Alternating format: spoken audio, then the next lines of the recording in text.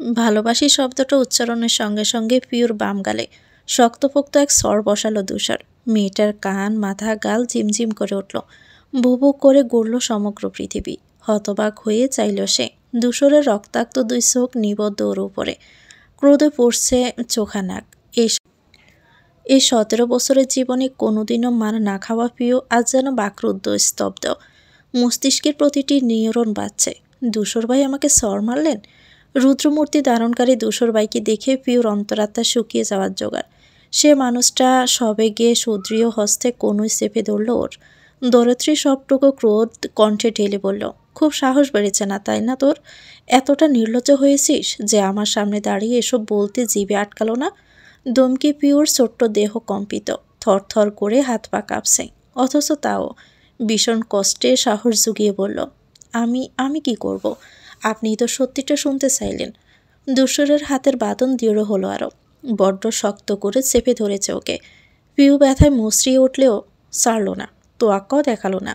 উল্টো রাগে আগুন হয়ে বলল, তো জিভ টেনে ছিঁড়ে ফেলবো পিউ। তুই আমায় চিনিস না। ভবিষ্যতে তোর মুখ থেকে এসব যেন আমি না শুনি। পিউ দমে গেল না।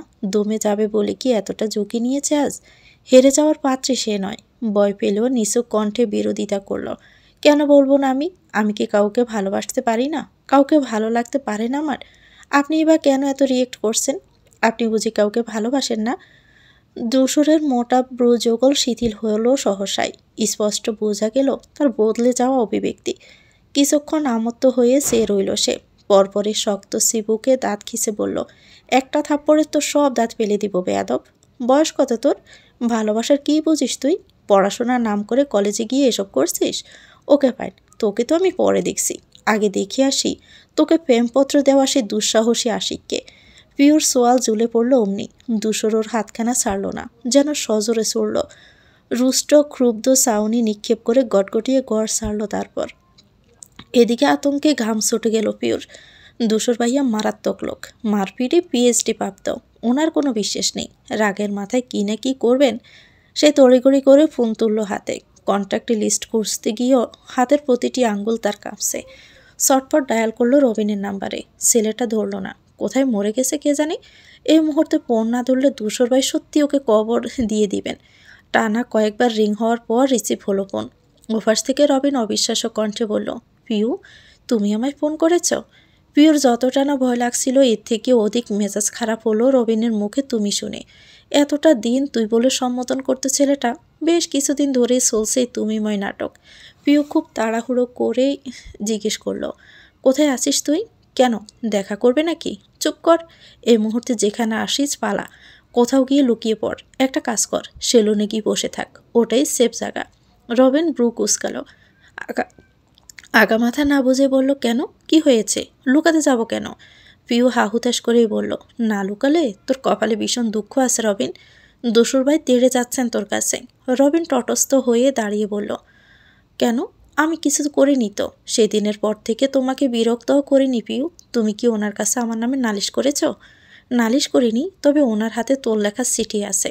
এবার তুই ঠিক কর, পালাবি নাকি ওখানেই বসে থাকবি। আমার সাবধান করার করলাম।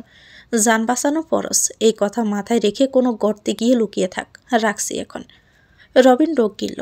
আতঙ্কিত হয়ে চারপাশ দেখল। কপাল বেয়ে দরদর করে পড়ে যাওয়া ঘাম মুছে শট করে দৌড় লাগালো। পিউ লাইন কাটলো ফোনের। মুখ ফুলিয়ে শ্বাস ফেলে একটু দাঁতস্থ হলো। গালের হাড় ব্যথায় টনটন করছে। কি মারটাই না মেরেছে পাশার লোকটা। কোমল দুটো আঙ্গুল কপলে বোলাই সে, ঠিক যেখানটায় স্পর্শ করেছে বসেছে ধূসরের। সিনসিনে ব্যথা চাপিয়ে আসমকাই হেসে ফেলল পিউ। সত্যি বলতে ধূসর ভাইয়ের এই থাপ্পড় খেয়েও ওর খারাপ লাগেনি। আর না পেয়েছে কষ্ট। সে যে তৈরিই ছিল। আন্দাজ করেছিল মানুষটার সামনে অন্য কাউকে ভালোবাসি বলতে দেরি হলেও ওর গর্দান সেতে দেরি হবে না। কিন্তু এছাড়াও যে কোনো উপায় ছিল না ধূসর ভাইয়ের মুখ থেকে একটা সত্যি কথা শোনার আশায়। আজ 3টি বছর এভাবেই কাটছে ওর। কী না করেছে পিউ, কত চেষ্টা কত পন্থা অবলম্বন করেছে, কিন্তু না, কাঙ্ক্ষিত ফলাফল পায়নি। পিউ আজও বিম্রমে ভোগে। ধূসর ভাই আমায় ভালোবাসেন নাকি বাসেন না? উত্তরগুলো ওর মতোই বিভ্রান্ত। তারা একবার বলে হ্যাঁ, পরের বার বলে না। তবে একটা কথা সত্যি, মানুষটাকে ভালোবাসুক আর না বাসুক, ও যে তার প্রেমে হাবুডুবু খাচ্ছে প্রতিদিন। দূষরের প্রতি অনুভূতি তার অতল স্পর্শী বিশালাকার সমুদ্রের ন্যায়, যে সামনে এলে সপ্তদশীর হৃদয় কাঁপে। কেমন অস্থির অস্থির লাগে সব কিছু। পরিচ্ছন্ন আখিতে নামে প্রেমের ঝাপসা বর্ষণ। মনে হয় সে নেই, হাওয়ায় বাড়ছে, উড়ছে মেঘের সাথে পাল্লা দিয়ে, পাড়ি দিচ্ছে একের পর এক পর্বত শৃঙ্গ। মাঝে মাঝে তো লাজ লজ্জা বিসর্জন দিয়ে ক্যাবলা বনে চেয়ে থাকে সে মানুষটার পানে। এই সর্বনাশের শুরু আজ নয়, হয়েছিল সেদিন, যেদিন প্রথম দেখেছিল দূষর নামক নিরেটে ওই মানবকে। সম্পর্কে দূষর প্রিয় চাচাতো ভাই, এ বাড়ির মেজ কর্তা, আফতাব শিকদারের একমাত্র সন্তান। অথচ ভাই বোনের মধ্যে দূষরই সবার বড়। একান্নবর্তী পরিবার ওদের। বড় কর্তার আন্ডা বাচ্চা ধরলে সেই এক মস্ত বড় তালিকা। ভাইদের মধ্যে সবার বড় হলেন আমজাদ শিকদার, স্বভাবে দূষরের আরেকজন। বিষয়টা একটু উলট পালট। হিসেব মতো বড় ভাইয়ের ছেলে মেয়ে বড় হলেও এদিক থেকে তিনি অনেক পিছিয়ে। ভদ্রলোকের পূর্বে মেজ ভাই আফতাব বিয়ে করে বউ তুলেছিলেন ঘরে, কারণ দূষরের মা রুবাইদার অন্যত্র বিয়ে তোড়জোড় চলছিল সে সময়। এরকমই আরেকটি গোলমেলে বিষয় হলো আজমল শিকদারের বেলাতেও। তার ছেলে সাদিব, সেও বড় পিউ দেশে। সম্পর্কে সবকিছু ঠিকঠাক হলেও বয়সটা অতি মাত্রায় কমপ্লিকেটেড। পিউর বয়স যখন 8-এর কোঠায়, দূষরকে পড়াশোনার জন্য নিউ ইয়র্ক পাঠানো হয়। এর পিছনেও রয়েছে পরিবারের মস্ত বড় এক অতীত, কারণ বিদেশ থেকে পড়াশোনা তাদের জাতিগোষ্ঠীতে দূষরের বেলায় প্রথম। এক প্রকার তার বাউন্ডালে স্বভাবে বাধ্য হয়ে বাপসাসা ঠেলে ঠুলে দেশ ছাড়িয়েছে ওকে। পাক্কা 7 বছর বিনদেশে কাটিয়ে দেশে ফিরল দূষর। যেদিন সে এলো, কি উৎসবটাই না লেগেছিল বাড়িতে। আত্মীয় স্বজনের উপসে পড়া ভিড়ে পা রাখার জায়গা নেই যেন। সকলের উৎকণ্ঠিত অপেক্ষার ইতি টেনে দূষর কদম রাখলো চৌকাঠে। বড় বড় মানুষের মধ্যে কোনো রকমে খরগোশের মতো মাথা বের করে উকি দিল এক 15 বছরের কিশোরী। দেখতে চাইলেও মা চাষিদের দিনরাত নাম জপা সে মানুষটিকে। অথচ ঠিক যেইমাত্র দেখল, হাহ, বিনা দ্বিধায় নাম লেখালো এই প্রণয় নামক সমূহ বিনাশের খাতাতে। রীতিমতো পিছলে পড়ল লম্বা দেহি শ্যামপর্ণ মানুষটার প্রেমে। প্রিয় ঠোঁট ফাঁকা করে চেয়েছিল কতক্ষণ। পড়তে পড়তে মনোযোগ ঢেলে খুঁটি খুঁটি দেখে গেল দূষরকে। চোখ জুড়ে তখন বিমোহের বাড়ির দ্বারা। এত সুদর্শন সুপুরুষ ও চাচাতো ভাই, ভাবতে নাক ছিটকাল মেয়েটা। মনে মনে চরম প্রতিবাদ জানালো এই আমূল সত্যির। দূষরের পাশে ভাই শব্দটা বেমানান কুৎসিত। কেন এই লোক ওর ভাই হবেন? পরিবারের বাকিরা ওনাকে ভাইয়া ভাইয়া বলে মুখে ফেনা তুলে ফেললেও পিউ কখনোই ওকে ভাইয়া বলে ডাকেনি। 6 ফুটের অত বড় একটা লোককে দূষর ভাই বলে সম্বোধন করে এখনো। এভাবেই তো মানুষ পাড়াপড়শিকেও ডাকে, তাই না? পিউর বিশ্বাস সম্বোধনের দিক দিয়ে যত দূরে ঠেলবে ওনাকে, মনের দিক দিয়ে উনি তত কাছে আসবেন। কিন্তু সেই উনি একটা ফালতু লোক, একটা গর্দব বোকারাম। আজ 3 বছর পিউ চোখের সামনে গুড়গুড় করছে। প্রতিটি মুহূর্ত দুহাত ভর্তি প্রেম ঢেলে দিচ্ছে। অথচ ওই মানুষটা চোখেই যেন পড়ে না। সে দুনিয়া সবই বুঝে না শুধু ওকে। যেন প্রেম কি আদত সে জানেই না। ছেলেদের বেশি সুন্দর হতে নেই, হলেই তাদের অহংকার বেড়ে যায়। এ যেমন দূষরের আকাশ চুম্বি ভাব, যে মিষ্টি দেখতে পিউকে ড্রেনের ময়লা পানি পাবে, যা দেখলে সবাই কুঁচকে ফেলবে চেহারা, যাকে ধমকানো যাবে, রাগানো যাবে, আজকের পর মারাও যাবে, কিন্তু ভালোবাসা যাবে না। কখনো ভালো করে একটু স্পষ্ট চোখে তাকায় উনি। সে সাজলো না সাজলো, কি জামা পরলো, কেমন করে চুল বাঁধলো, আজ অব্দি লক্ষ্য করেছে কিনা সন্দেহ। পিউর মুখটা ছোট হয়ে আসে, দীর্ঘশ্বাসে ওঠানামা করে রুগ্ন বুক। কাঁদো কাঁদো চেহারায় ঘর থেকে বের হয় সে। একটু চিন্তায় আইডাইটা লাগছে কেমন। রবিনটাকে ফেলে দূষর ভাই কী করবেন কে জানে। তার পরীক্ষা যাচাইয়ের যন্ত্রণায় ছেলেটাকে শুধু ফাঁসালো। প্রিয় মনমরা হয়ে হাসছিল। আচমকাই সামনে পড়লেন মিনা বেগম। বেখেয়ালে ওকে একবার দেখে আবারও সতর্ক চোখে চাইলেন। কিরে, গালটা অমন লাল হয়ে আছে কেন তোর? প্রিয় শট করে গালে হাত বোলালো। আমতা করে বলল, কই না তো। মিনা এগোতে নিতে সেই স্ত্রবক বেগে এক পা পেছনে চলে গেল। বলল, মশা কামড়েছে আম্মু। সত্যি বলছি, মশা কামড়ালে এমন দেখাবে কেন? প্রিয় গাল চেপে মাথা নোয়ালো। কি করে বলবে এখন? তোমাদের আদরে দূষর আকাশ বাতাস কাঁপিয়ে একটা স্বর মেরেছে। এ কথা কি বলা যায় কখনো? দোষ তো ওরই ছিল। কেন যে পাকামো করতে গিয়েছিল তখন। আর যদিও বা বলে, তখন দূষর ভাই সবাইকে সত্যিটা বলে দিলে এই একটা মারের সাথে আরও কত মার যে পড়বে পিঠে। সে যে ওসব মানুষটাকে রাগাতে বলেছিল তা তো আর উনি জানেন না। ফিউ মনে মনে বিরক্ত হলো নিজের উপর। রবিনা সে একই ক্লাসে পড়ে। বেশ কয়েকদিন যাবৎ ওর পিছনে চুকচুক করছিল ছেলেটা। ফিউ বুঝলেও কিছু বলেনি। কারণ রবিন সীমাই ছিল, বাড়াবাড়ি করেনি, আর না প্রস্তাব দিয়েছে প্রেমের। কিন্তু আজকেই যেন সেই সীমা অতিক্রমের ভয়ানক ইচ্ছে জাগল ওর। কলেজ ছুটির পরপরই হঠাৎই ছুটে এসে একটা চিঠি গুজে দিল হাতের মুঠোয়। পিউ কিছু বলায় বোঝার আগেই দৌড়ে পালালো, কিন্তু সে তো চিঠি বইও আনেনি, পড়েও দেখেনি অনীহায়। উল্টো রেগে মেগে ছিঁড়ে ফেলে দিল রাস্তায়। কিন্তু সেই কথা ছাপা রইল না। বাতাসের গতিতে এক অলৌকিক শক্তির দ্বারা দুসুরবাইয়ের কানে ঠিকই পুষে দিয়েছে কেউ। বাড়ি ফিরে পিউ কেবল ফ্রেশ হয়ে বের হতেই দেখল দুশো দাঁড়িয়ে আছে কামরায়, একেবারে শটান একটা দীর্ঘ দেহ। পিউ অবাক হয় ভীষণ। দুশোর ওর রুমে পা ফেলে না সহজে। জিজ্ঞেস করার আগেই উল্টো দিক থেকে কটমটে কণ্ঠের প্রশ্ন এলো, ছেলেটা কে? পিউ বেশ কয়েকটি উপন্যাসে পড়েছিল, এমনকি সিনেমাতেও দেখেছিল। নায়ক জেলাসিতে মুখ ফসকে বলে দেয় ভালোবাসার কথা। সে ট্রিক্স কাজে লাগাতে কথার এক পর্যায়ে ইচ্ছে করে বলল, রবিনকে ভালোবাসি আমি। কিন্তু এর শেষটাই যে কি হলো, দুশোরের মুখ থেকে কিছু তো বের হলোই না। উল্টো প্রকাণ্ড থাপ্পড় খেয়ে মাথা চক্কর কাটল ওর, গালে ব্যথাও লাগলো ওর। পিউ দীর্ঘ ব্যথিত এক নিঃশ্বাস ফেলল পুনরায়। মিনা তীক্ষ্ণ দৃষ্টিতে চেয়ে বললেন, কি ব্যাপার, কথা বলছিস না কেন? কি হয়েছে বললি না তো? কে মেরেছে নাকি? স্তম্ভিত ফিরে পেল পিউর। কথা ঘুরাতে বলল, কে মারবে? কি যে বলো না। তুমি কি কাজে যাচ্ছিলে? যাও না আম্মু, আমার অনেক তাড়া, দাঁড়ানোর সময় নেই। মিশামিশি ব্যস্ততা দেখিয়ে একরকম পালিয়ে এলো সে। পিছন থেকে মিনা অনেকবার ডাকলেও দাঁড় করানো গেল না। পিউ সিঁড়িঘরের করিডোরে কতক্ষণ পায়চারি করল। দুশোর এক মুহূর্তে কোথায় আছে জানতে পারলো, একটু আঁচ করা যেত সবটা। কিন্তু ও শতবার ফোন করলেও উনি ধরবেন না। অবশ্যই ফোনটুকু করার সাহসও যে নেই এখন। তারপরে হঠাৎই মাথায় এলো সাদিফের কথা। পিউ চকচকে চেহারায় ঘরের দিকে চলল তার। দরজা আঁকলে উকি দিল ভিতরে। আস্তে করে ডাকলো, ভাইয়া, ও ভাইয়া। না, সাড়া এলো না। আজ রবিবার, সাদিফের অফিসের ছুটির দিন। ঘরে নিয়ে যখন ছাদে থাকবেন। পিউ ঘুরতে গেল, অমনি একটা প্রশস্ত বুকের সঙ্গে ঠুকে গেল নাকটা। পিউ এতটাই বোর গেছে, হেলে দুলে পড়ে যেতে ধরল। অমনি সাদিফ এক হাত টেনে ধরল ওর। টালমাটান মেয়েটার বাহু ধরে সোজা দাঁড় করিয়ে বলল, তুই কি সত্যি এত পুষ্টিহীনতায় ভুগছিস পিউ? সামান্য একটা ধাক্কা খেয়ে কেউ এভাবেই পড়ে যায়? পিউ নাক ডলতে ডলতে চাইল। চাশমিশ পশা গোলাকাল চেহারা ছেলেটাকে সরু চোখে নিরীক্ষণ করে বলল, আমি কি জানতাম আপনি আসবেন? উফ, ওটা শরীর নাকি লোহা? সাদিফ কপাল গুটিয়ে বলল, আমি তো তোর মতো তুলো খাই না যে ফু দিলে উড়ে যাব। যাকে ঘরে উকি মারছিলি কেন? উকি মারবো কেন? খুঁজছিলাম আপনাকে, একটা হেল্প চাই আপনার। ব্রু উছালো সাদিফ, কি হেল্প? দুশোর ভাইকে একটা ফোন করবেন? করলে শুনতাম উনি কোথায় আছে, বাড়ি কখন আসবেন। তোর ফোন থেকে কর। পিও মিনমিন করে বলল, ব্যালেন্স নেই। আর আমি কি আমার জন্য বলেছি? আম্মু বলেছেন করতে। সাদিফ ঘরের ভিতরে ঢুকলো। পিও পেছনে আসে। সে দেওয়াল গড়িতে দেখলো সময়, কিন্তু এখন তো ভাইয়াকে ফোন করা যাবে না, সামনে ওদের দলের নির্বাচন, ব্যস্ত থাকতে পারে। পিও কণ্ঠ করুণ করলো, একটা কল দিয়েই দেখুন না প্লিজ। সাদিফ সোজাসুজি চাইল ওর মুখের দিকে। পিউ ইচ্ছে করে চেহারা আরও কালো বানাতে দম ফেলে বলল, আচ্ছা দিচ্ছি।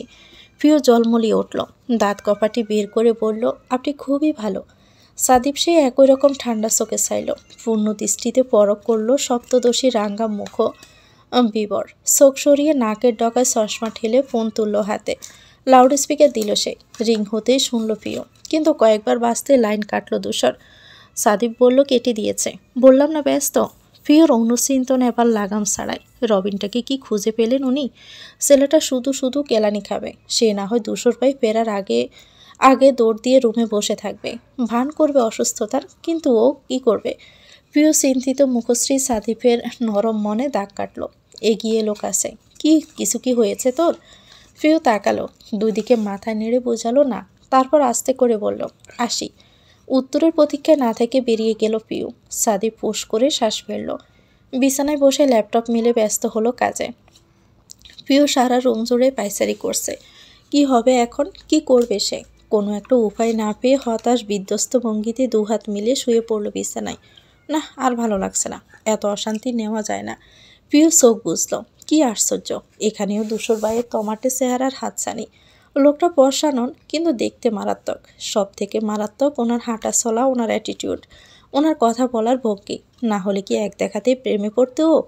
পিউ বালিশে মুখ পুরোটা গুজে দিল, বিড়বিড় করলো, উফ, এই লোকটা আমাকে মেরেই ফেলবে।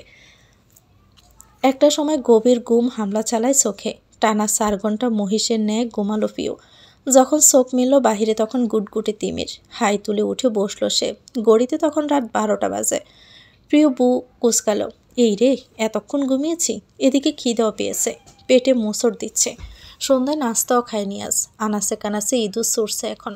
প্রিয় দ্রুত বিছানা হতে নামলো। দুশোর বাড়ি ফিরে 11টায়। ইদানিং ব্যস্ততায় আসতে 2টা বাজে। আজকেও নিশ্চয়ই ওরকম সময় আসবেন। সে আসার আগেই যদি খেয়ে দিয়ে রুমে ঢুকে খিল লাগাতে পারে তবে আজ আর মুখোমুখি হতে হবে না। ওর যে এখন উভয় সংকট। রবিনকে না পেলেও রাগ ঝাড়বে ওর উপর, পেলে তো কোনো কথাই নেই। সকালে দুশোর ওঠার আগেই কলেজে চলে যাবে। আবার আসার আগে আগে এমনই লুকিয়ে পড়বে কামরায়। সপ্তাহখানেক পার হলে ঘটনা ঠান্ডা হবে নিশ্চয়ই। তখন আর কোনো ভয় থাকবে না। প্রিয় আস্তে ধীরে দরজা খুলল। বসার ঘরে নিবু নিবু আলো জ্বলছে। এছাড়া সারা বাড়ি অন্ধকার। সবাই খেয়ে দিয়ে ঘুমোতে গেছে। ওকেও ডেকেছে নির্ঘাত। মরার মতো ঘুমোলে শুনবে কীভাবে।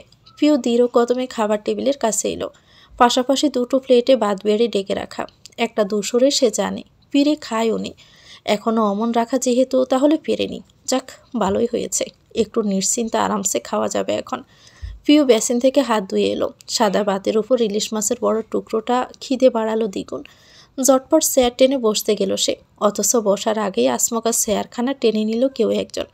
ফলস্বরূপ প্রিয় ধপাস করে পড়ে গেল ফ্লোরে। টাইলসের মেঝেতে আতর্কিত আক্রমণ। কোমর থেকে পা অবধি ধরিয়ে দিল ব্যথায়। হকচকিয়ে তারপর পিছনে ঘুরে চাইল প্রিয়। সম্মুখে দুশোরকে টান টান হয়ে দাঁড়ানো দেখেই বুঝে ফেলল, যেখানেই ভাগের ভয় সেখানেই সন্ধ্যা হয়। উঠ, শানিত স্বরে প্রিয়র শীর্ণ বক্ষ দরপড়িয়ে ওঠে। মানুষটা খুব রেগে থাকলে আওয়াজ মাত্রাতিরিক্ত গম্ভীর শোনায়। প্রিয় শঙ্কিত লোচনে চাইল। আস্তে করে উঠতে গিয়ে টের পেল ব্যথা পেয়েছে কোমরে। হঠাৎ পড়ায় লেগেছে অনেক। প্রিয় কলমি ডগার ন্যায় লতিয়ে কোনো রকমে উঠে দাঁড়ায়। নিজের প্রতি হতাশায় দুঃখে বুক ফাটছে মেয়েটার। যার বয়স সারাটা দিন লুকিয়ে রইল ঘরে, খেতে এলো এই অতক্ষণে। শেষমেশ কিনা তারে খপ্পরে পড়ল। বাহ, ভাগ্যের কি বিশুদ্ধ সারণ। কয়টা বাজে? প্রশ্ন শুনে নড়ে চড়ে তাকালো প্রিয়। ডিম লাইটের সবুজ আলোয় দুশোরের শ্যামলা চেহারা স্পষ্ট। স্পষ্ট তার কবজিতে বাঁধা চকচকে পরিচ্ছন্ন গড়ি। প্রিয় মুখ ফসকে বলে ফেলল, আপনার কাছেই তো গড়ি আছে। তুই বোধহয় আবারও মার খেতে চাইছিস। জলদ গম্ভীর স্বরে বক্ষস্থল থমকালো। প্রিয় ফিরে গেল অতীতে। মনে পড়ল আজকে দুপুরেই গালে পড়া সেই দাবাং শটটার কথা। নিচু কণ্ঠে বাদ্যের ন্যায় জানালো, 12টা বাজে। এ বাড়িতে রাতে খাওয়ার সময় 10টা। তাহলে তুই 2 ঘন্টা কোথায় ছিলিস? প্রিয় মিনমিনি করে বলল, ঘুমাচ্ছিলাম। দুশোর পুরো কণ্ঠে বলল, একদম মিথ্যে কথা বলবি না। ভেবেছিলি ঘরের দরজা আটকে থাকলে বেঁচে যাবি? কিছু বলবো না? প্রিয় দাঁত দিয়ে নির্মাষ্ট কামড়ে ধরে। কথা খোঁজে মনে মনে। দুশো যা বলল তা তো মিথ্যে নয়। সে ওর ভয়েই তো দরজা লাগিয়ে বসেছিল। ভেবেছিল মানুষটা বাড়ি ফিরলেও ওকে নাগাল পাবে না। কিন্তু ঘুমিয়ে পড়বে বুঝেনি। তার ভাবনার মাঝে দুশো টেনে নেওয়া কেদারা এগিয়ে দিল। ও তাকালে আদেশ করল, বস। শব্দ কম, কণ্ঠ নিরেট। প্রিয় দ্বিধায় পড়ল ভীষণ। আবার বসতে গেলে চেয়ার টানবে না তো? এবার পড়লে হাড়গোড় গুড়িয়ে যাবে কনফার্ম। দুশোর খেয়ে হারালো দর্জেন। বসতে বলছি না তোকে, বস। তড়িৎ বেগে ধপ করে বসে পড়ল প্রিয়। বয়ার্ত বিভ্রান্ত দুটি অক্ষে দুশোরের দিকে তাক করা। সে আরেকটি চেয়ার ঘুরিয়ে সামনে বসল ওর। ঠিক চোখের নিকট মুখোমুখি। অমনি ভয়টা কমে এলো প্রিয়র। শুরু হলো চেনা জানা সেই হৃদস্পন্দন। মুগ্ধতার বেড়ে এলো আঁখি। সেই সময় কানে বাজলো দুশোরের নরম গলার স্বর, তুই কি সত্যি ওই ছেলেটাকে ভালোবাসিস? প্রিয় অদৃশ্যভাবে সজোরে মাথা নাড়ে। মনে মনে বলে, পাগল হলেন? এই ছোট্টখাট্ট জীবনে মানুষ কি ওরকম ভুল করে? আপনার মতো একটা জলজ্যান্ত আইটেম রেখে আমি অমন গোবর গণেশের প্রেমে পড়ব কোন দুঃখে? কিন্তু কথাখানা আহতি দেয় ভিতরে। জিভ ঠেলে বেরিয়ে আসার সাহস হয় না। উল্টো অবশ অবশ ভাব নিয়ে ঝিমিয়ে থাকলো ঠোঁট গব্বরের আড়ালে। দুশোর একদম কাছে, অতি সন্নিকটে। যেখানে ওকে দেখলে সপ্তদশীর বুকে তোলফাড় ওঠে। যেখানে এখন কতটা হাসপাস লাগছে কি করে বোঝাবে। প্রিয় লজ্জা নার্ভাসনেসে আড়ষ্ট হয়ে জিভে ঠোঁট বেজালো। তোকে কিছু জিজ্ঞেস করেছি প্রিয়? দোসরের কোমলতা পাল্টে গেল আবার। দর আওয়াজে উবে দিল প্রিয়র এক সমুদ্র প্রেম প্রেম ভাব। তৎক্ষণাতে মাথায় পুরনো সে জেটটাই চেপে বসল ওর। দুশোরকে একটুখানি বাজিয়ে দেখতে নিঃসংকোচে মিথ্যে বলল, হ্যাঁ। দুশোর চটে গেল ভীষণ। তৎক্ষণাতে ঘুষি বসালো চেয়ারের হাতলে। বিধি হয়ে কেঁপে উঠল প্রিয়। সন্দেহের 2টি চোখ হকচকিয়ে উঠল।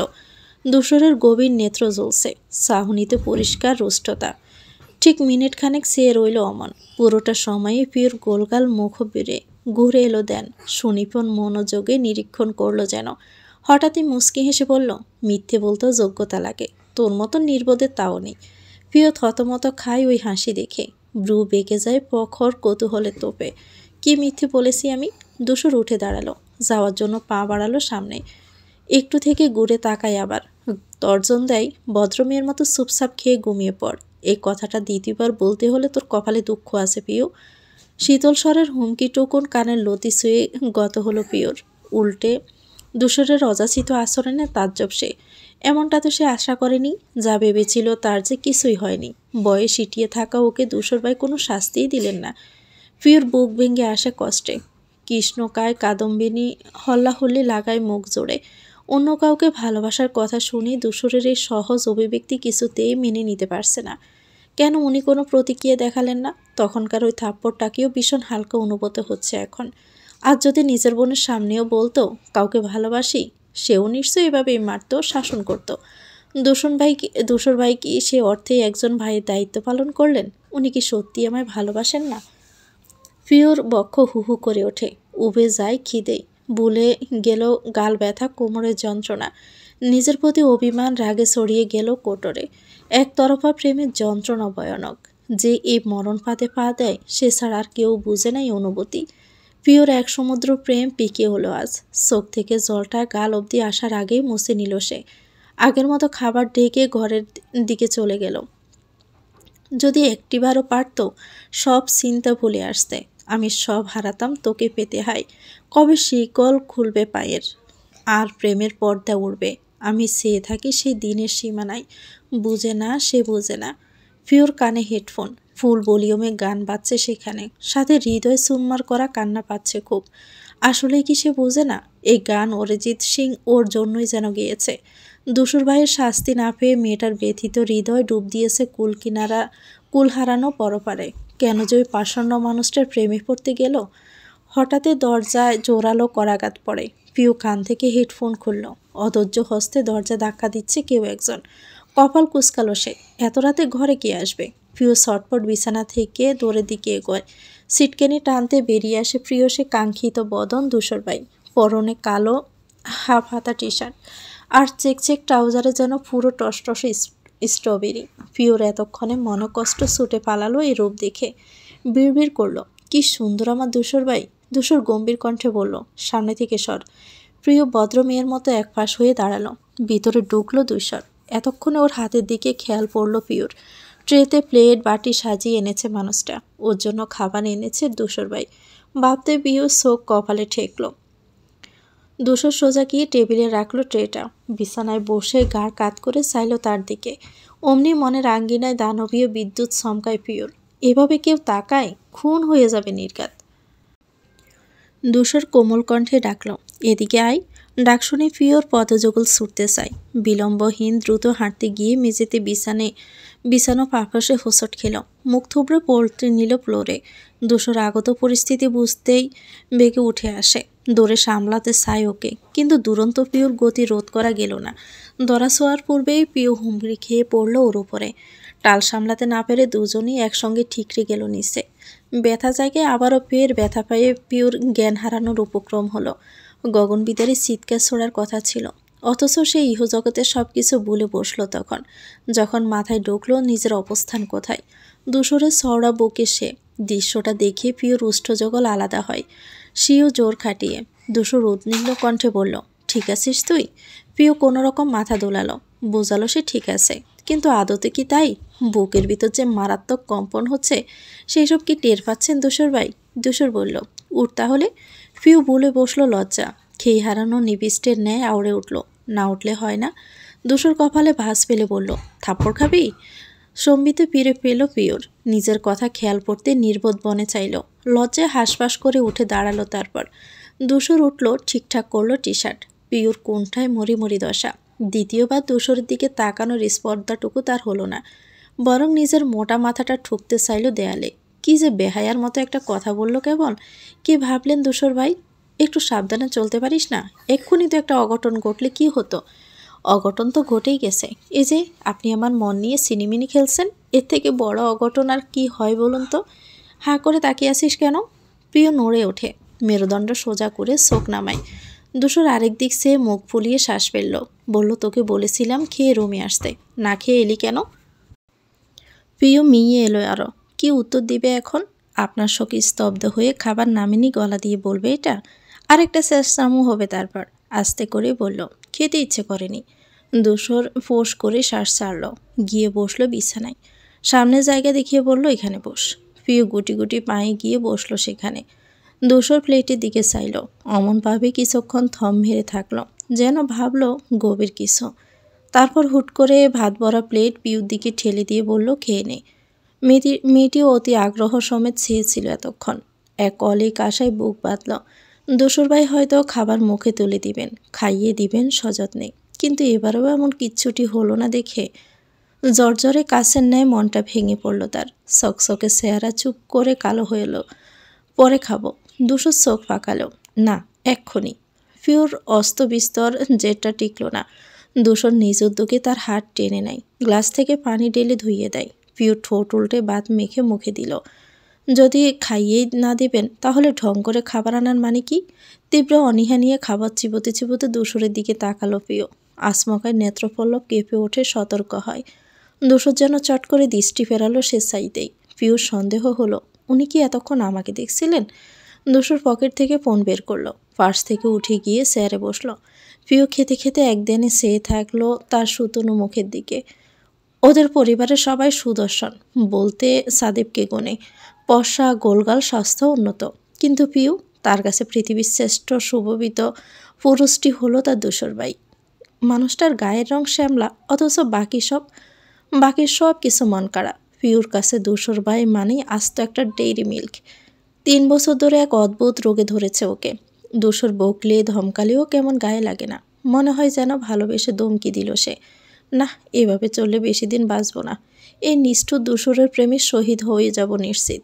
পিউ খেয়ে দিয়ে প্লেট গুছিয়ে আবারও টেবিলে রাখলো। নম্র কণ্ঠে জানালো, খাওয়া শেষ। দূষরের বিদ্রাঙ্গুল ফোনের স্ক্রিনে ব্যস্ত। নাসেই বলল, শুধুমাত্র প্রথমবার তোকে মেরেছি বলে খাবারই অবধি আনলাম। তাই বলে ভাবিস না আমি বলবো যে মেরে ভুল করেছি। পরের বার যদি এরকম কিছু শুনি বা দেখি, আমার থেকে খারাপ কিন্তু আর কেউ হবে না। শান্ত অথচ কড়া কণ্ঠ। তাও পিওর ভিতরটা সেয়ে গেল অদৃশ্য এক তুলতুলে ভালো লাগায়। একটুখানি যাচাইয়ের আশায় বলল, কিন্তু আপনি তো আর কাউকে এতটা কড়া করে দেন না দূষর ভাই। এতগুলো ভাই বোনের মধ্যে কি আমাকেই খুঁজে পেলেন? বিরতি টেনে পিও অপেক্ষা করলো। খুব করে চাইল দূষর একবার বলুক, হ্যাঁ পেলাম, কারণ আমি তোকে ভালোবাসি আর কাউকে নয়। বিধিবাম। এবারেও তাকে আহত করে দিয়ে দূষরের উত্তর এলো, হ্যাঁ তোর মতো তো বাকির আর বাদর নয় যে প্রেমপত্র হাতে করে বাড়ি ফিরবে। এতটা পাকামো এবারের কোনো ছেলে মেয়ে করেনি। বয়স 17, অথচ প্রেম ভালোবাসা বুঝে। ইস্ত্রে পাকা একটা। ফিউ ঠোঁট উল্টালো, দীর্ঘশ্বাস ফেলল। প্রত্যেকবার ভাবে এক আর হয় আরেক। দোসর ভাই এমন এক চমকে দেওয়া কাজ করেন যা তার আশা ভরসা দুলিশ্বাত করতে যথেষ্ট। দোসর উঠে এলো, টেবিলের ড্রয়ার খুলে ওষুধের বক্স বের করলো। খুঁজে খুঁজে একটা পাতা তুলে ওষুধ ছিঁড়ল সেখান থেকে। গ্লাসে পানি আর সেটা পিওর হাতের মুঠোয় দিয়ে বলল, অনেক রাত হয়েছে, খেয়ে ঘুমিয়ে পড়, সকাল হতে হতে ব্যথা সেরে যাবে। চটক কাটার ন্যায় চাইল পিও। একবার ওষুধ দেখলো, একবার দূষরকে। এতক্ষণ ভাবনাই এতটাই মজে ছিল যে সে খেয়ালই করেনি। তার মানে দূষর ভাই ঠিকই বুঝেছেন সে ব্যথা পেয়েছিল তখন। প্রকাণ্ড বিস্মিত হয় পিও। দূষর বেরিয়ে গেল ঘর থেকে।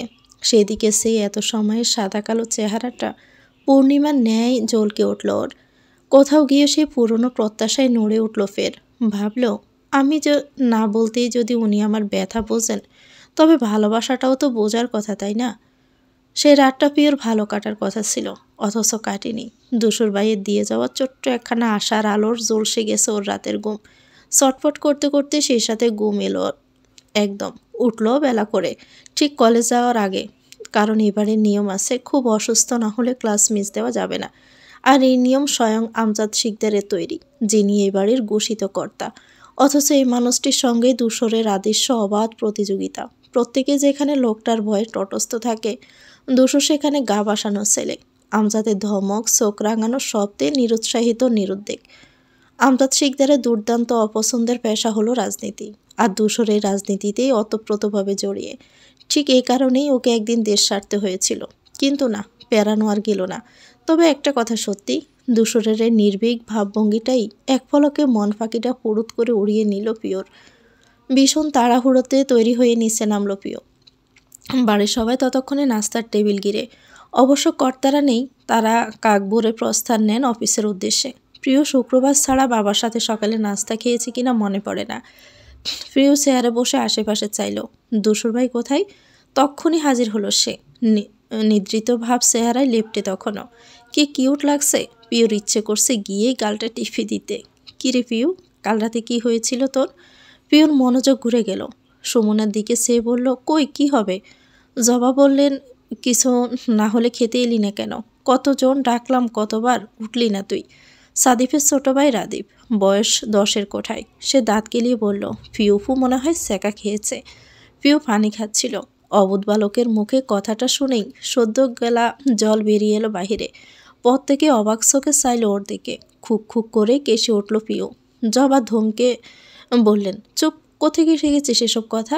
রাদীপ কাসুমাসু করে বলল, টিভিতে দেখেছিলাম না, নায়িকারা দুঃখ পেলে গড় আটকে বসে থাকে। সাদিপ রেগে বলল, আজ থেকে তোর টিভি দেখা বন্ধ। রাদীপ কিছু বলতে হা করল।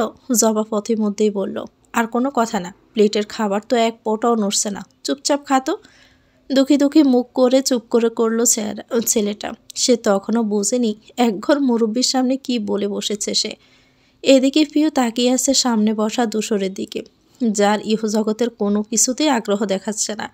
এক মনেই খাচ্ছে শুধু, একটা কথা অবধি বের হচ্ছে না মুখ দিয়ে। রুবাইদা কখন থেকে জিজ্ঞেস করছেন, আর একটু ভাজি দেই, একটু জুস দেই? সে শুধু মাথা দোলাচ্ছে দুদিকে। পুষ্প ব্যস্ত ভঙ্গিতে এসে বসলো ওর পাশের চেয়ারে। খানিক উঁচু কণ্ঠে বলল, আম্মু আমাকে এক কাপ চা দাও। রান্নাঘর থেকে উত্তর পাঠালেন মিনা, সময় লাগবে, বস। রুবাইদা জিজ্ঞেস করলেন, শুধু চা খাবি কেন পুষ্প, নাস্তা করবি না? না মেজমা, আমার পেটের অবস্থা ভালো নয়, আপাতত স্যালাইন খেয়ে বেঁচে আছি। সে কি, আমাদের তো কিছু বলি শুনি। সামান্য ব্যাপার তো, তাই। তোর পড়াশোনার কি খবর পুষ্প? এই এতক্ষণে কথা বলল ধূসর। এতেই যেন পিওর তনু মনে সে এলো ক্ষোভ। এই যে সে মানুষটা এত সময় ধরে বসে আছে ওর সামনে, কই ওকে তো কিছু জিজ্ঞেস করলো না। পড়াশোনাও তো সেও করে, তাই না? হঠাৎ প্রশ্নে পুষ্প গাবড়ালো খানিক, তাও হেসে বলল, এই তো ভালো ভাইয়া। তোর ক্লাস শেষ হয় কখন? 1টায়। কাল বাড়ি ফিরলি 4টায়। কোথাও গিয়েছিলি?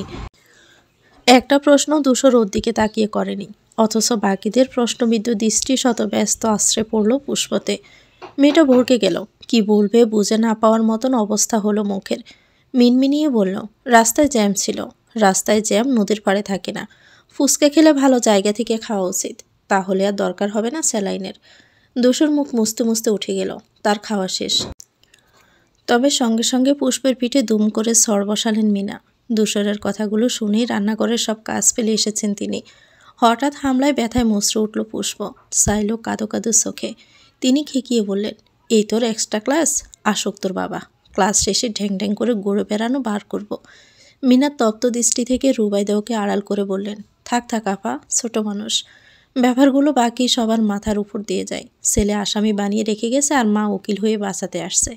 পিউ হাসল, ভাবল, না, আমার হবু শ্বশুরের মার কিন্তু ফার্স্ট ক্লাস। বিয়ের পর ধূসর ভাইয়ের সাথে আমার ঝগড়া হলে এভাবেই মিটমাট করিয়ে দেবেন নিশ্চয়ই। আপু সলসল চোখে মাথা নোয়ালো। পিওর মায়া হলো বাড়ি। ধূসর ভাইটা এমন করে কেন? নিজে তো একটা পান্তাবাদ, বাকিরা কি একটু ঘুরে বেড়াবে না? ঠিক এ কারণেই মানুষটাকে সবাই সমাজে চলে। চোখ দুটো যেন জ্যান্ত বাস পাখি, কখন কোন দিকে থাকে কেউ জানে না। এই যে পুষ্পটা ক্লাস শেষ করে সামান্য একটু ফুচকা খেতে গিয়েছিল, সেটাও তার চোখে পড়ল। পিউ কলেজ ব্যাগ পিঠে ছড়িয়ে উঠতে যেতে সাদিপ বলল, দাঁড়া পিউ, আমি যাব। আপনার অফিস তো উল্টো দিকে ভাইয়া। সাদিপ দাঁড়াতে দাঁড়াতে বলল, সমস্যা নেই, ঘুরে যাব আজকে। সোজা রাস্তাটায় জ্যাম পড়ে খুব, তুই চল, তোকে এগিয়ে দেই। পিউ খুশি হয়ে গেল। সাদিপের সাথে যাওয়া মানে বাইকের ফুরফুরে হাওয়া গায়ে মাখানো। গাড়িতে চড়তে একটুও ভালো লাগে না ওর। ভালোই হবে। পার্কিং লট থেকে সাদিপ বাইক বের করে গেটে আনলো। পিউ ওর কাজ শুয়ে উঠতে উঠতে বলল, জানেন ভাইয়া, আমার না গাড়ি থেকে বাইকে পছন্দ। গাড়ির চারপাশ আটকা তো, দম বন্ধ লাগে। সাদিপ হাসল, বলল, অফিসের রাস্তাটা ওদিকে হলে তোকে রোজই আমি পৌঁছে দিতে পারতাম। প্রিয় মাথা দোলালো। সাদীপ বাইক স্টার্ট দেয়। আসমকাই পিয়ুষ চোখ পড়ল দোতলায়, ধূসরের ঘরের দিকে। বারান্দায় দাঁড়িয়ে আছে সে, চোখ এদিকেই, ওদের উপরে। সাদীপ বাইক ছুটিয়ে গেট পার হলো, তখনও পিয়ুষ চেয়ে রইল ওর দিকে। অত দূরত্বেও যেন ধূসরের নিরেট কটমটে চিবুক স্পষ্ট বুঝল সে। প্রশ্ন জাগলো, ধূসর ভাইকে রাগ করলেন বা হিংসে? সারাটা কলেজ পিউ রবিনকে তন্ন তন্ন করে খুঁজল, ক্লাসেও পেল না, ফোনেও না। গতকাল থেকে তার লাগাতার কলে সামান্যতম রেসপন্স ছেলেটা করেনি। সে যে শেষবার পালাতে বলল, তারপর আর কথা হয়নি। প্রিয় অস্থির চিন্তায়, ধূসরকে পেল কিনা, ওর সাথে দেখা হলো কিনা, কি বলল, এসব জানার জন্য আকুপাকু করছে ভিতরে। যদি ওকে না পেয়ে থাকে, সত্যিটা ওর থেকে না শুনে থাকে, তবে সে যে মিথ্যে বলেছিল কিভাবে বুঝলো মানুষটা? প্রিয় সহস্রশোক শব্দ করল। রবিন হতচ্ছাড়াটা যে ইচ্ছে করে ফোন তুলছে না ও জানে। গাদাটা হয়তো ভাবছে ধূসর ভাই ওর ফোন থেকে কল দিচ্ছেন।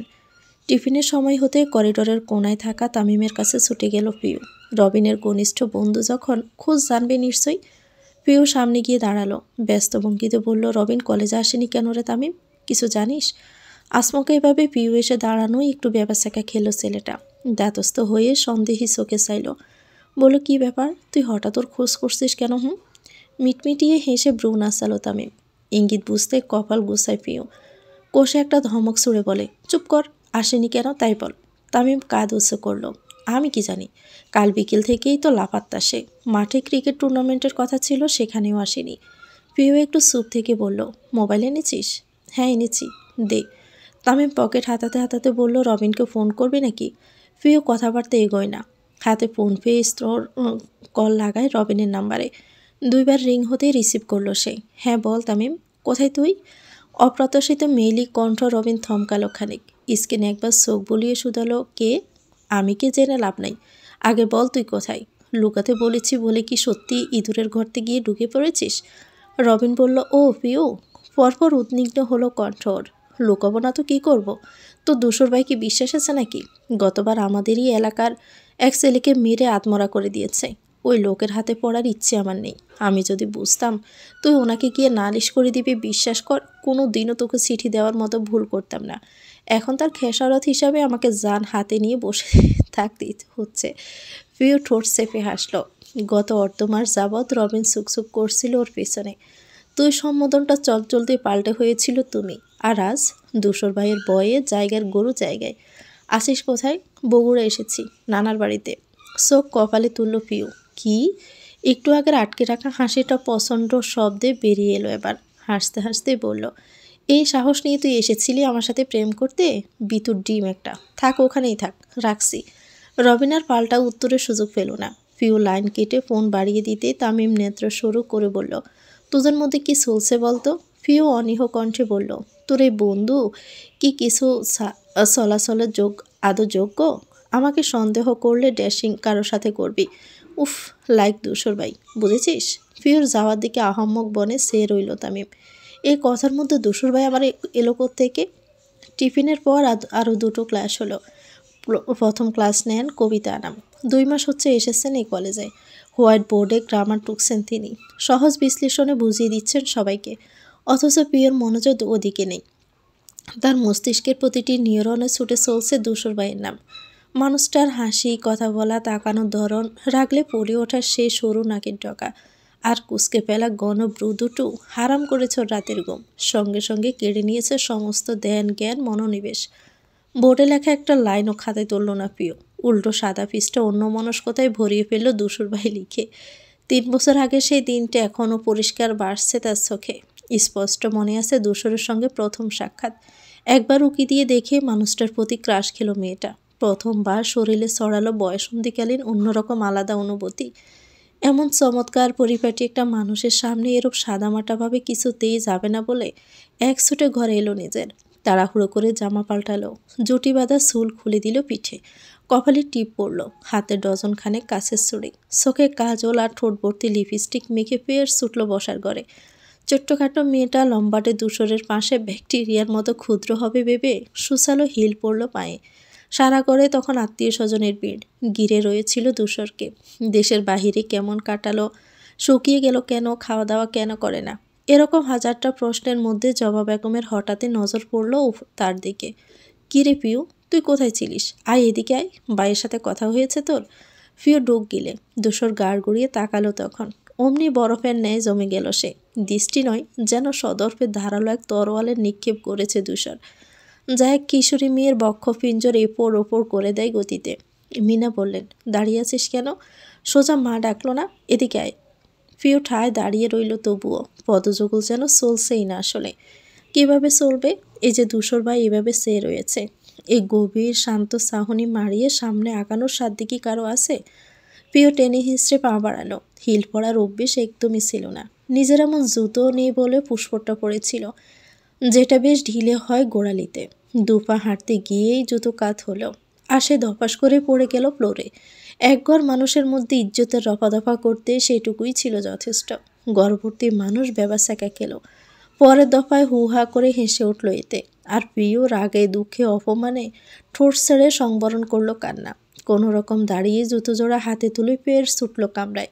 লজ্জায় মাথা কাটা যাচ্ছিল মেয়েটার, যার সামনে সুন্দর দেখানোর প্রয়াসে এত কিছু করলো, আর তার সামনে কিনা আছাড় খেলো এমন করে। সে প্রথম আলাপ মনে করে মুচকি হাসল প্রিয়। দিন যায় মাস যায়, তার ভালোবাসা বাড়ে। এ ভালোবাসা কবে বুঝবেন ধূসর ভাই? হাসছো কেন তুমি? হঠাৎই প্রশ্নে চমকে উঠল প্রিয়। ধ্যান কাটল ধূসরের। শশব্যস্ত আশপাশ সে বুঝল পুরো ক্লাস তার দিকে তাকিয়ে আছে। কবিতা আনাম রেগে বললেন, স্ট্যান্ড আপ। প্রিয় কাসুমাসু হয়ে দাঁড়ালো। তিনি এগিয়ে এলেন। আমি ক্লাস করাচ্ছি আর তুমি হাসছো? হাসার কিছু ঘটেছে এখানে? প্রিয় মাথা নিচু করে নাড়ালো দুপাশে। তাহলে হাসছিলে কেন? এমনিতেই। কবিতা নাম বেঞ্চ হতে খাতা তুলতেই কথা আটকে গেল প্রিয়র। এক হাত সোয়ালে ঝুলে পড়ল অমনি। গ্রামারের স্থানে খাতা ভর্তি ধূসর ভাই লেখাটা দেখেই কটমট করে তাকালেন কবিতা। বয় কুণ্ঠায় প্রিয়র সিবুক ঠেলল গলায়। তিনি রুষ্ট কণ্ঠে বললেন, আউট! এক্ষুনি ক্লাসের বাইরে গিয়ে কান ধরে দাঁড়াও, যাও। প্রিয় মুখ কালো করলো। উপায়হীন গুটি গুটি পায়ে ক্লাসের বাহিরে এলো। কবিতা আনাম ভেতর থেকে উঁচু কণ্ঠে বললেন, কান ধরাও। জটপটে কানে হাত দিল প্রিয়। ক্লাস চলাকালীন সে একা করিডোরে কান ধরে দাঁড়িয়ে। পুরো কলেজ ওকে দেখছে, কিন্তু প্রিয়র এতে খুব একটা ভাবান্তর হলো না। ভালোবাসার জন্য মানুষ কত কী না করে, আর সে কিনে একটু কান ধরতে পারবে না? প্রায় আধ ঘন্টা যাবৎ দাঁড়িয়ে আছে প্রিয়। পায়ের পাতায় ব্যথা করছে হালকা। এতক্ষণ দাঁড়িয়ে থাকা যায়? সে অসহায় চোখে কবিতা ম্যামের দিকে চাইল। ভদ্রমহিলা একবার দেখলেনও না সে দৃষ্টি। সম্পূর্ণ মনোযোগ ক্লাসে নিচ্ছেন তিনি। প্রিয় দীর্ঘশ্বাস ফেলল। এক জীবনে এই ধূসর ভাইয়ের জন্য আর কি যে করতে হবে কে জানে। আচমকাই মাঠের কোনায় বাইকের শব্দ আসে। ওভাবেই গাড় ঘুরিয়ে তাকালো প্রিয়। অসময়ে অপ্রত্যাশিতভাবে ধূসরকে এখানে দেখে মেরুদণ্ড সোজা করে ফেলল সহসায়। মানুষটি এই সময় এখানে কি করছেন? কার বাইক এটা? ওনার তো বাইক নেই, গাড়ি আছে। প্রিয় ঘুরে গেল। ফিরিয়ে ফিরিয়ে দিল ওদিকে। হাঁসফাঁস করে উঠল লজ্জায়। আজকে প্রথম ধূসরের এই অযাচিত উপস্থিতিটাই একটুও খুশি হতে পারল না। আসার আর কোনো সময় পেলেন না উনি? এই কান ধরা অবস্থায় ওকে দেখলে তো প্রেস্টিজ যা ছিল তাও শেষ হয়ে যাবে। ধূসরের সাথে আরও একটি ছেলে আছে, মূলত বাইকের আরোহী সেই। দুজন আশেপাশে না চেয়ে সোজা অধ্যক্ষের কক্ষে ঢুকে যায়। প্রিয় এবার নড়ে সড়ে দাঁড়ালো। ধূসর বেরিয়ে আসতে আসতে একবার ম্যামকে ডাকলেই হয়, তাহলে সে আর ওকে দেখতে পাবে না। বিধিবাম এমন কিছুই ঘটেনি। দেখতে দেখতে ধূসর বেরিয়ে আসে, সাথে অধ্যক্ষ। প্রিয় বলেও ফিরল না ওদিকে, বরং আরও গুটিসুটি মেরে দাঁড়ালো। মাথা নামিয়ে নিল বুকে। প্রার্থনা করলো ধূসর ভাই এবারও যেন ওকে না দেখুক, কিন্তু হলো না। কজোড়া পায়ের শব্দ কাছাকাছি টের পেয়ে আস্তে ধীরে চোখ তুলল প্রিয়। দুশোসহ বাকিরা এদিকে আসছে দেখে আমসত্ত্বের মতো চুপসে এলো মুখও বিপর। অধ্যক্ষ তাকে এভাবে দেখে অবাক হয়ে বললেন, কি ব্যাপার পিউ, কান ধরে আসো কেন? পিউ সোরা নজরে একবার ধূসরের দিকে চায়। বরার মরার মতো শ্যামলা ঘাম জমা কপালে ভাঁজ পড়েছে তার। অধ্যক্ষকে দেখে কবিতা আনাম এগিয়ে এলেন দরজায়। কিছু হয়েছে স্যার? মেয়েটা এভাবে দাঁড়িয়ে আছে কেন ম্যাম? কোনো সমস্যা? তিনি মুহূর্তে বিরক্ত হয়ে বললেন, পিউ দিন দিন পড়াশোনায় অমনোযোগী হয়ে পড়েছে স্যার। আমি বোর্ডে যা লিখেছি নোট তো করেইনি, উল্টো হাবিজাবি লিখে খাতা ভরিয়ে ফেলেছে। পিউর বুকটা হু হু করে উঠছে চিন্তায়। ভিতরে ভিতরে হাহুতাশ লাগালো। হে আল্লাহ, স্যার বা ধূসর ভাই কেউ যেন প্রশ্নটা না করেন আমি কি লিখেছি খাতায়। চাওয়াটুকু কবুল হলো এবার। কথাটা কেউই জিজ্ঞেস করলো না, তবে অধ্যক্ষ কণ্ঠে আক্ষেপ ঢেলে বললেন, সে কি? এরকমটা তো তোমার থেকে আশা করা যায় না পিউ। তোমার মতো ব্রাইট স্টুডেন্ট যদি এরকম করে, বিষয়টা হতাশাজনক। প্রিয় চোখ নামিয়ে আস্তে করে বলল, সরি স্যার। ভদ্রলোক থেমে গেলেন না। পরপরই আউড়ে উঠলেন ফিওর সবচেয়ে অপছন্দের লাইন, তুমি ধূসরের বোন, ধূসরের রেজাল্ট তো ব্রিলিয়ান্ট ছিল, তোমারও উচিত সেভাবে আগানো। ফিওর মেজাজ বিগড়ে গেল অমনি, মাথা নিচু রেখে বিবিষ্টতায় ব্রু কুচকাল। ইচ্ছে হলো ওনার কানের কাছে গিয়ে চেঁচিয়ে বলতে, আমি ধূসর ভাইয়ের বোন নই, বুঝেছেন আপনি? উনি একের পর এক উপদেশ দিচ্ছেন। শিকদার বাড়ির সকল ছেলে মেয়ে এই কলেজ থেকে পাশ করে বেরিয়েছে, একে ভালো কলেজ আবার বাসার কাছেই, সে অর্থে ধূসরও এই কলেজের প্রাক্তন ছাত্র। প্রিয় মাথা নত করে দাঁড়িয়ে আছে। অধ্যক্ষ বিরতি নিতেই ধূসরের কণ্ঠ কানে এলো, আমার মনে হয় আপনাদের আরেকটু স্ট্রিক্ট হওয়া দরকার। ক্লাসে মনোযোগ না দিলে শুধু কান ধরানোই উচিত নয়, প্রয়োজন পড়লে হাফ চেয়ার বানিয়ে রাখা উচিত। প্রিয় হা করে ওর দিকে চেয়ে রইল। শত্রুতা তো তার ঘরেই, কিন্তু পাষণ্ড মানব কোথায় ও এতক্ষণ দাঁড়িয়ে দেখে মানুষটা কষ্টে মরে যাবেন তা না। আমি এখন আসছি স্যার, আপনি কিন্তু আসবেন। কথাটায় ভদ্রলোক গদগদ হয়ে বললেন, আরে নিশ্চয় নিশ্চয়, তুমি নিজে এলে আমন্ত্রণ জানাতে আমি আসবো না? Thank you. দুজন করমোদন সারল, তারপর একটিবারও পিছনে না সে লম্বা পায়ে প্রস্থান নিল ধূসর। ফিউ আহত হলো এবারও। কি নির্দয় মানুষটা, তার অভিমান হলো, ছোট্ট হৃদয় বাসমান হলো দুঃখের সাগরে। বেংসি কাটল কয়েকবার। কবিতা আনাম ফিউকে ক্লাসে যেতে বললেন, অমনোযোগিতার হুঁশিয়ারি দিলেন। ফিউ হাসি হাসি মুখ করে বেঞ্চে এসে বসে। তানহা কানের কাছে এগিয়ে এলো তখন।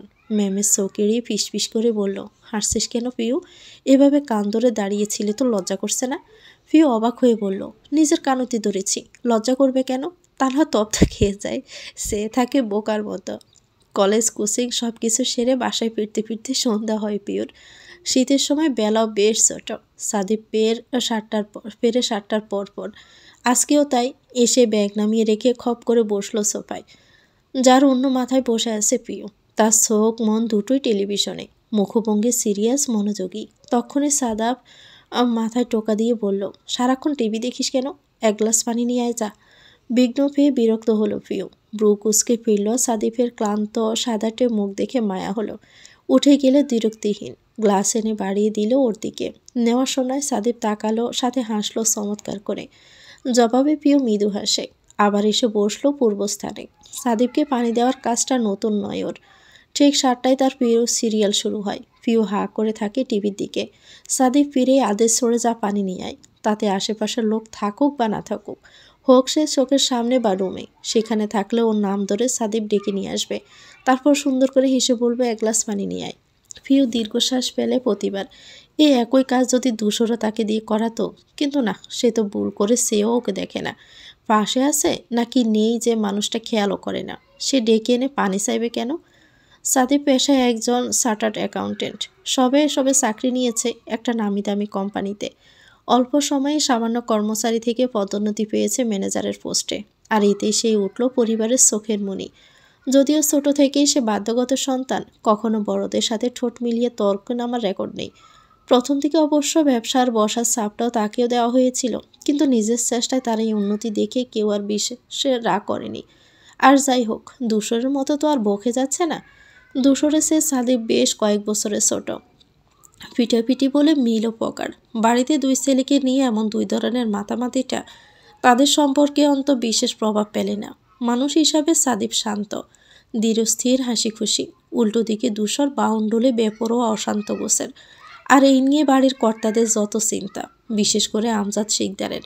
তার পরিবারের বড় ছেলে ধূসর, জ্ঞাতি গোষ্ঠী ছেলে মেয়ের ভিতর সে সব থেকে ব্রিলিয়ান্ট বয়, যার প্রতিটি শিরায় ব্যবসা সামলানোর মতো বিচক্ষণতা বৃদ্ধি রয়েছে।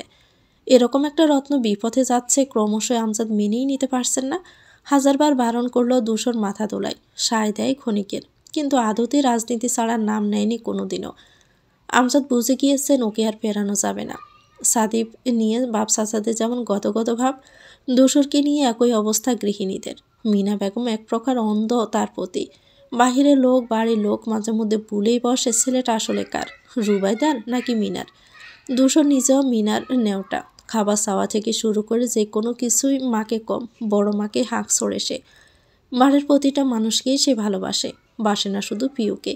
অথচ এই তার এক ফোঁটা ভালোবাসা পাওয়ার জন্য সর্বক্ষণ মরিয়া হয়ে আছে। পিউর ভাবনার মধ্যেই সাদিপ ছটপটে ভঙ্গিতে গ্লাস পাকা করলো, ওর দিকে এগিয়ে দিল ফের। পিউ বলল, আপনার খুব তাড়াতাড়ি বিয়ে করা দরকার সাদিপ ভাই। সাদিপ ব্রুকুসকে বলল, কেন? এই যে আপনাকে পানি দিতে গিয়ে আমি সিনেমার কত কিছু মিস করি। একটা ভাবি থাকলে এটা আর হবে না। সাদীপ কেমন করে যেন হাসলো। কালো ব্যাগটা হাতে তুলে উঠে দাঁড়ালেও রুমে যাবে বলে এক পা বাড়িয়ে ফেরত এলো আবার। পিউর দিকে চাইল, কণ্ঠ খাদে নামিয়ে বলল, এ রহস্য একদিন বুঝবি পিউ, আর একটু বড় হ, তারপর বলবো। চলে গেল সে। পিউ কৌতূহল নিয়ে দাঁড়িয়ে রইল অমন করে। 18তে পা দেবে সামনে, আর কত বড় হতে হবে ওকে। দুশোরকে সকালে নাস্তার টেবিলের ছাড়া আর পাওয়া যায় না। ও খুবই কম খেতে বসে সবার সাথে। দুপুরে বাড়ির লোক ছড়িয়ে ছিটিয়ে থাকে। রাতে ফেরে খাওয়া দাওয়ার পর। অবশ্য এই রুটিন বিগত কয়েকদিনের। তাদের দলের মেয়র নির্বাচন সামনে, সে নিয়েই দুশোরের নিরন্তর খাটাখাটি ছুটোছুটি। আজ শুক্রবার, একমাত্র সাদিব ছাড়া বাকি সকলের ছুটির দিন। দুশোরও এই দিনে বাড়ি থাকে না। এর কারণ বাপ চাচাদের সামনে না পড়ার চেষ্টা। পড়লেই তাদের এক প্রশ্ন, ব্যবসায় কবে জয়েন করবে, আর কত রাজনীতি করবে, এবার ওসব ছাড়ো। ব্যাস, বাক্যগুলো সব থেকে বেশি বলে নামজাদ ঠিকদার। রাজনীতির সঙ্গে তার যোজন যোজন দূরত্ব। যেখানে বাড়ির বড় ছেলে এ নিয়ে পড়ে থাকুক তিনি চান না, কিন্তু দুশোর প্রতিবার আলগোছে প্রশ্নগুলো এড়িয়ে যায়। না ঠিক সুরাহা দেয়, না যায় তর্কে। এসব বাড়ির বহু পুরনো কাসন্দি, যার নড়াচড়ায় প্রতিটি সদস্য এখন বিরক্ত আর হতাশ। আর তাই দুশোর খেতে বসে কর্তারা বাড়ি ছাড়লে বা বন্ধের দিন সবার খেয়ে ওঠার পর না মুখোমুখি হবে ওনাদের, আর না কোনো ওনাদের প্রশ্নের। প্রিয় হুটোফুটি করে এসে নাস্তার টেবিলে বসলো। বড় যত্ন আর আশা নিয়ে পাশের চেয়ারটা খালি রাখলো প্রিয় মানুষটার জন্য। দুশোর ভাই আসবেন, বসবেন এখানে। রাফিদ আপ্রাণ চেষ্টা করলো ওখানে বসতে। প্রিয় কিছুতেই দিল না, না মানে না। মিনা ধমকালেন, ফুসফুস চোখ ফাঁকালো, কিন্তু প্রিয় অটল স্থির তার সিদ্ধান্তে। দুশোরও পাশে বসে থাকার অল্প সময়ের একটু অনুভূতিও তার কাছে বিরাট কিছু। এই অনুভূতি কি কাউকে বলে বোঝানো যায়? কিন্তু প্রতিবারের মতো আজকেও আহত হলো মেয়েটা। কথাবার্তা ছাড়াই সাদীপ ধুম করে বসে পড়ল সেখানে। প্রিয় সেও কিছু বলতে পারলো না, কিন্তু মনে মনে ভীষণ খেপল ওর ওপর। এই মানুষটাকে নিয়ে আর পারা যায় না। এতগুলো চেয়ার ফাঁকা, এখানেই বসতে হলো। প্রিয় কপালে বাস সমেত চুপ করে রইল। বিষয়টা চোখে পড়ল পুষ্পর। বলল, তুই কি এতক্ষণ সাদীপ ভাইয়ের জন্য চেয়ার ধরে রেখেছিস? প্রিয় না বলতে গিয়েও খেয়াল করলো সাদীপ ওর দিকে চেয়ে মুখের উপর না শুনে যদি কষ্ট পান। তাই দুপাশে মাথা নাড়াতে চাওয়া মাথাটা সবাইকে উপর নিচে দেওয়ালো সে। বুঝালো হ্যাঁ। সাদীপ মুচকি হেসে চায়ের কাপে চুমুক দেয়, অথচ খুশির প্রকোপে প্রিয় থমথমে মুখটা দেখতেই পেল না। মিনা বেগম পরোটা সেকে প্লেট ভরে নিয়ে এলেন। সুমনা তার থেকে একটা নিয়ে ছোট ছোট টুকরো করে ছিঁড়লেন। পাশের চেয়ারে দুপা উঠিয়ে বসে রিক্তম। পরিবারের সর্বকনিষ্ঠ সদস্য সে। বয়স মাত্র 6 হলেও পাকা মতো এগিয়ে। জবা বেগম মিনাকে বললেন, আপা তুমি এখন বসো, আমি বাকিটা সামলাই। তিনি গাড় নাড়লেও বসলেন না। একই রকম কাজে ব্যস্ত তখনও। বাড়ির বড় বউ হওয়ায় কাঁধে দায়িত্বের চড়া চাপ। এমন নয় যে কেউ চাপিয়ে দিয়েছে। মিনা বেগম যা করেন স্বেচ্ছায়, সংসারের প্রতি ভালোবাসায়। কাজ ব্যতীত দুদণ্ড বসতে পারেন না তিনি। পুরো টেবিলে একবার চোখ বুলিয়ে বললেন, এ কি দুশোর এখনো আসেনি? রান্নাঘর থেকে রৌবাইদা উত্তর দিলেন, রাত করে ফিরেছে আপা, ঘুমাচ্ছে মনে হয়। মিনা পুষ্পকে বললেন, এ যা তো, ওকে তুল গিয়ে, কত বেলা হলো, খাবে না ছেলেটা? পিউ চকিতে চাইল, পটপট করে বলল, থাক আপু, আমি যাচ্ছি। কারো কোনো উত্তরের আগে চোট লাগালো সে। দুরন্ত কদম দেখে সুমনা সাবধান করলেন, আস্তে আস্তে পড়ে যাবি। কে শোনে কার কথা? পিউ এক দৌড়ে দুশোরের ঘরে ঢুকলো। উত্তেজিত হস্তখানা ধাক্কায় ছাপানো দৌড় বাড়ি খেলো দেওয়ালে এসে। পিউ ভয় পেয়ে বিছানার দিক তাকায়। না, দুশো তখনও নিদ্রায়। বুক ফুলিয়ে স্বস্তির শ্বাস ফেলল সে। যাক, আওয়াজে ঘুম ভাঙেনি। দুশোর উপরো হয়ে ঘুমাচ্ছে। নিঃশ্বাসের শব্দ জোরালো।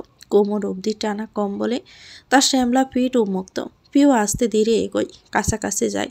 বিছানা ঘেঁষে ফ্লোরে হাঁটু ভেঙে বসে। তারপর গালে হাত দিয়ে চেয়ে থাকে দুশোরের শক্তপোক্ত চিপুকের দিকে। ইস, কি দারুণ দেখতে উনি। আচ্ছা, কেন সাদীপ ভাইকে সুন্দর বলে সবাই?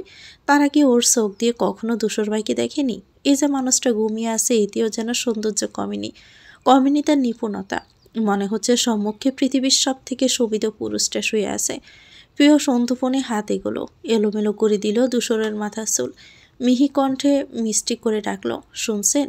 উঠুন, সকাল হয়ে গেছে তো। দুশোর নড়ে উঠল, কিন্তু চোখ মেলল না। উপর থেকে সোজা হয়ে শুলো আবারও। তন্ত্রাস্তন্ন বগ্ন স্বরে জানালো, পরে। প্রিয় মুচকি হাসল। অবিবিনিষ্টের ন্যায় সে থেকে বলল, আচ্ছা ধূসর ভাই, সারা জীবন আপনাকে এভাবে ঘুম থেকে তোলার দায়িত্বটা আমাকে দিতে পারেন না? আমি আমার এই নরম হাত দিয়ে প্রতি ভোরে আপনার জন্য চা বানাবো, তারপর রুমে এসে আলতো করে শুয়ে দেব আপনাকে। পৃথিবীতে যত রকম মধু পাওয়া যায় সব আমার কণ্ঠে মিশিয়ে ডাকবো, ওগো শুনছো, তোমার চা এনেছি, উঠবে না?